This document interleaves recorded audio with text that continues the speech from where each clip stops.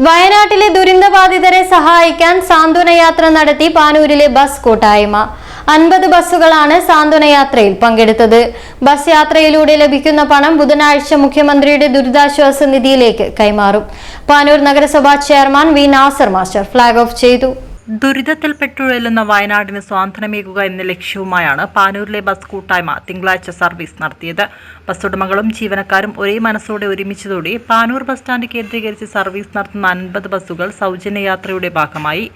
Bus ജീവനക്കാരുടെ നല്ല മനസ്സിന് യാത്രക്കാരും പൂർണ്ണ പിന്തുണ പ്രഖ്യാപിച്ചതോടെ സൗജന്യ യാത്ര സഹജീവി സ്നേഹത്തിന്റെ ഉദാത്ത മാതൃകയായി. പാനൂർ നഗരസഭാ ചെയർമാൻ വി നാസർ മാസ്റ്റർ സൗജന്യ യാത്ര ഫ്ളാഗ് ഓഫ് ചെയ്തു. കഴിഞ്ഞ ദിവസം വയനാട്ടിലുണ്ടായിട്ടുള്ള കേരളം മാത്രമല്ല ലോകം മുഴുവൻ ആ ദുരന്തത്തിൽ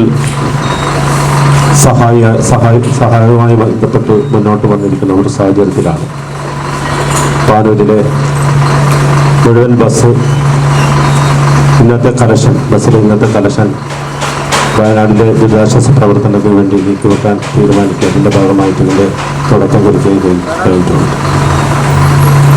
പ്രിയപ്പെട്ടവരെ, ഇതിനപ്പുറം നമുക്ക് ചെയ്യാൻ പറ്റാവുന്ന ജീവകാരുണ്യ പ്രവർത്തനം എന്ന് പറയുന്നതില്ല എന്ന് തന്നെ നമുക്ക് പറയാം. ഒരു നാട് മുഴുവൻ, ഒരു പ്രദേശം മുഴുവൻ ഉരുൾപൊട്ടലിൽ ഇല്ലാതാവുകയും ഒരുപാട് പേർ ഇന്നും നമുക്ക് അതിൻ്റെ ബോഡികൾ പോലും കിട്ടാതെ മണ്ണിനടിയിലും പുഴയിലൊക്കെ ഇന്ന് മറിഞ്ഞുകൊണ്ടിരിക്കുക. ഇത്രമാത്തൊരു ദുരിതവും പ്രയാസങ്ങളും നമ്മൾ ഇതുവരെ കണ്ടിട്ടില്ല.